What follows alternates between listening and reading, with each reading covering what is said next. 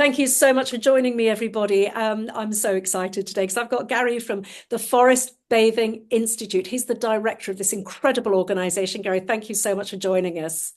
Yes, nice to be here. Thanks for Yes, inviting me. it's lovely to have you here. And Gary, you've made it just in the nick of time because you said you were moving this morning. So I can't believe that you've actually managed to make time to get here. Yes, it is a minor miracle, but I didn't want to miss it.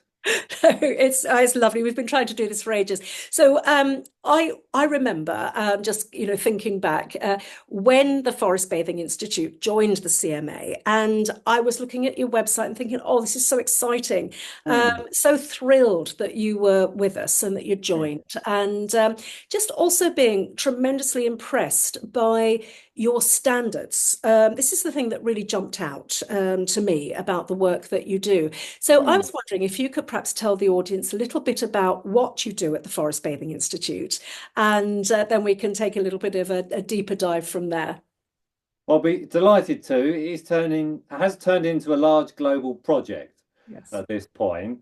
The standards that we basically adhere ourselves to are something that we would expect the NHS to ask us for because we are integrating into mainstream health, backed up with university research. So uh, tomorrow or Thursday, we've got after 4 or 5 years wait, we've got the university lecturers going into a forest with the students to do the brainwave activity research, Mhm.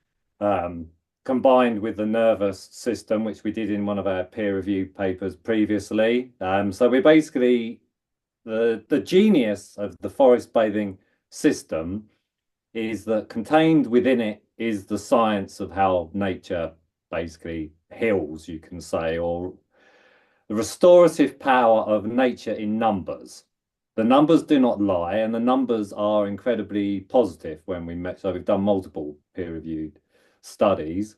So we're getting the numbers for the NHS because they need the numbers. The government we also get funding from time to time. They like to obviously have the data to make informed decisions, and the numbers will also help medical practitioners make informed Yeah. decisions. And all of this, the long-term goal being substantial government funding flowing through to help the most vulnerable in society at scale, similar. What we want to do in the UK is similar to Japan and get it up to that kind of 3 million number that they've got using it at the moment. It's achievable. That's our goal. And so we don't stop until we achieve it. Oh, I love that. That's That's it. fantastic. Yes. That is wonderful. So, what exactly, for those people who don't know what it is that you do, what exactly is forest bathing? So forest bathing, the one element that my wife and I fell in love with was the research, so medical science. The other side is that you can say the intervention, which is mindfulness in nature. Um, Possibly the unique thing, I'm not aware of anybody else that's designed a forest bathing system that is a yoga teacher. So there are a lot of forest bathing systems and it is mindfulness in nature. But the open question I ask everybody is, if you wanted someone to design a mindfulness intervention, would that be a yoga or meditation teacher? Because I'm a meditation teacher. So trained hundreds of people to teach meditation. Because you look at it a different way. This is the thing. We trained in India as yoga teachers, my wife and I. So you look at people's responses to mindfulness and you understand a lot of the sort of attention span and how you can keep people engaged, the type of average pacing for a group, the vocabulary, the type of language. So there's lots of elements that go into being a meditation teacher. So we are outdoor meditation teachers basically with our system. So that's why it's called Forest Bathing Plus. So, first of all, we train people as mindfulness and meditation teachers. So, the first course is about people, us, the student as well, learn about ourselves. And the second course is how we use the environment to, you can say, relax people or assist their well-being. But we also do the peer-reviewed studies. So, no fear of being measured because every time that we're measured by the university, the results are heartwarming, tear jerking, very moving. So yeah, not afraid of data. That is absolutely terrific. So let me ask you a question, Gary. So with forest bathing, so when somebody goes out into nature and takes time to connect with nature, um, is it the fact that they are just standing among trees that helps them to feel more relaxed? Or is there something else, something bigger at play there, do you think? The big difference with a walk in the woods, which is what most people say, well, just walk in the woods, isn't it? Yes. Forest bathing. So the biggest difference with forest bathing and a walk in the woods is the pace. So we are working with the parasympathetic nervous system, the relaxation restorative branch, and movement impinges basically. It reduces the parasympathetic activity. So you know, and we get this on the HRV monitors when we measure with the universities, if you're walking quickly and raising the heart rate, pumping the blood around the system, it takes agency away from the parasympathetic. So if we're at a standstill in the forest and just moving very, very slowly, you literally see the parasympathetic activity coming up. As it comes up, the body's getting a greater and greater ability to reduce and let go of stress, Mm, potentially letting go of challenging emotions, giving more agency to homeostasis to balance the system. So the biggest problem is the fast pace of modern life. So if you want to think of forest bathing as exercise for the parasympathetic nervous system, the restorative branch of our body, that would be how I would say. So we're normally very fast. So exercise and doing something very slow to balance the system is what we're all crying out for. mm, It is, yeah, the bottom line. There's a lot of stress and it's a fast pace of life. So forest bathing was created as an antidote to techno stress mm. in Yes. the 1980s. Gosh. So that puts it into context. In the 1980s, they established that too many computers was creating a lot of stress in Tokyo and leading to executive burnout, suicides. So the Japanese government, and probably because of their Shinto and Buddhist roots, had and the Japanese culture have a great reverence for nature and a national holiday in appreciation of nature. So out of that, it was born the science of forest bathing. That's absolutely extraordinary, isn't it? Because back in the 80s, very few people actually had a computer. I think we were working on monitors in offices back then that were then connected to a central computer. So, Yeah. it was much, the actual exposure to tech was so much lower, and you certainly wouldn't be going home unless you were very unusual. You wouldn't be going home and then, playing on a computer or I don't suppose there was much else really that one did with them back in the 80s. The only I can reason I give say this you, is, I'll give you an analogy because we are on a slippery slope as a civilization. Like yes. stress, incrementally builds up, and so you can be at a point in time when you're great, and you just basically very slowly with mental health, anxiety, and depression, it's insidious. Mm, And particularly if you've got no experience with it, you don't know where necessarily to help yourself. So my advice is reach out for help as soon as mm, possible because mm. it can get more difficult. But we're on another slippery slope with technology and the fast pace of life. If you just look at it from a physiological perspective, our bodies were not designed for this pace. Yeah.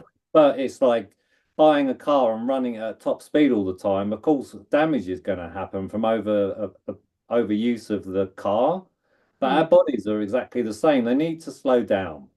So we just look at if you've got a pet or the animals, look at how the other animals, of which we are one animal, look how they use their bodies. It's activity, rest. They run around, eating, rest. So it's a period of activity, rest, period of activity, rest, and we're not doing that. So we're yeah. not using that. Our body's being used beyond its design parameters. And Mm, it's causing a lot of us a lot of problems. Um, and when we slow people down, I mean, I've run about 300 forest bathing sessions. These days, it's for government, the NHS, universities, the media, etc. So I've heard from thousands and thousands of people. So I just need to think about what people have told me about life, like mm. the common things that we obviously all experience, the complexity of it, the responsibilities that we have, our dependence. Yeah. just getting so much hitting us. So any chance we can give ourselves a little bit of TLC, please do. Yes. Please give yourself TLC, and when you can, do it while you can, because the Yeah. curveball could be coming right at you and you don't know it. 100%. One of the things I do is with the CMA here is each team member gets a full week, fully paid week off. Um, Mm, and it's a cyber break. So this is in addition to their normal holidays. They get a cyber break week once a year. And I just very ask them nice. to go home and just try to stay off their devices. You know, it's difficult. I can't police that, obviously. No. They do report. They come back feeling much more energized, much more creative. It's a really, really good thing, not just for them, but of course also for us as well. So I really hear you when you're talking about, you know, the effect of devices upon us. It's really genuinely very, very worrying. I mean, I speak also from a perspective of going out into nature and meditating. And so I was trained as a Zen meditation teacher. Mm, And so you know, similar sort of you know, similar kind of background really in some ways. Um, hmm and yes, I mean, I have to say I'm so on board, which is why I was so excited when you joined the CMA. So on board with what you're doing, and I think really, you know, I think what people probably need to know, if anything, from this particular discussion, is that yes, we know it works. I mean, there's tremendous, you know, mm, thank you for the incredible research that you're participating in. thank you. Also, what we do need to do is to enable people to find you. So, Gary, what's the best way if somebody thinks, do you know what, this is for me, I Mm. want to get involved in this. How do they find you? Well, the easiest way is Tango Foxtrot Bravo, TFB.institute. So that's our website. We've got a very active social media team. So there's a lot of interesting information and tips on Instagram in particular, but we're across all the major platforms. Yeah, Facebook and LinkedIn. Yes. Always, yeah, happy to hear from senior stakeholders. So we can run. We've got a huge team across the UK, and we're going globally now. So it doesn't matter to certainly if you're in the UK, we can get someone to you to help vulnerable people that you might be caring for or wanting to help with this. We've got permission from all the major landowners. We've got thousands of sites across the country. I just need to know where somebody is if you want us to come in and yeah, run a session. But we've Yeah. also got glowing reviews from governments. We do a lot with Surrey County Council. So yeah, I've done it all the way up to the top DEFRA, Natural England, NHS in central government, and had tremendous reviews across the board. The main thing I'd say is that forest bathing is just a reminder, really, for Mm. those of us that were in nature as a child, those that were lucky to be in nature. It is how we naturally are, slow, studying, soaking in the majesty and the beauty that's there, appreciating the colors, the smells, the sounds, and just taking a breath. So it's nothing about reinventing the wheel with forest bathing. It's just a simple reminder. And most of us, and I can speak for myself as a yoga teacher, most of us probably find it easier with someone guiding us. It can be harder Mm. to do it alone. So Mm. that's where the guides that we train can come in handy. They give you a kind of framework to keep you in the present moment and Yes. decompress. Fantastic. Thank you. And anybody wanting to train with you can find you through the same contact details, can't they? Yes, yeah, we've got a huge amount of information on the courses page. I've got a Q&A in November, and we are just going into North America now. So if you're in North Fantastic. America, yeah, reach out. We'll be releasing that training base soon, but we're currently training in England, Wales, and Scotland. Yes, we've got good coverage in the UK. Amazing. Absolutely amazing. Well, seriously, hats off to you. You're doing incredible work, and thank you for that. And Well, I can't thank you. wait to bring you back again for a longer conversation because I know this is such a fascinating topic, and so many people are so interested in it. So, Gary, thank you for being with me. I've got a fluffy little tail there. Hmm. Little Opal, she's a little rescue cat. She's come Oh, to join in the conversation. But Gary, thank you so much for being with me today. It's truly my appreciated. pleasure. Look forward to seeing you soon. Take care. Thank you Thank very you. much. Bye.